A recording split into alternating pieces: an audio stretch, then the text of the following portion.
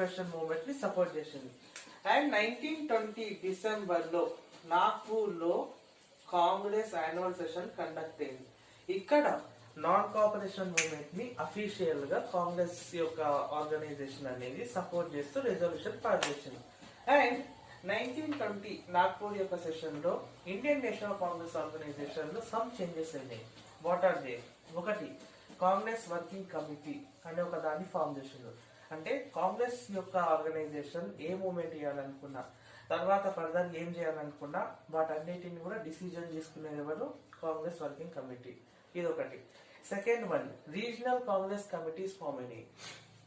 అంటే ఇప్పుడు కాంగ్రెస్ యొక్క ఆర్గనైజేషన్ లో ఇండియాలో ఉన్న ప్రతి రీజన్ లో ప్రతి లాంగ్వేజ్ యొక్క మెంబర్స్ ఉంటే ఫర్దర్ గా మూవ్మెంట్ చేసేటప్పుడు ఈజీగా అవుతుంది.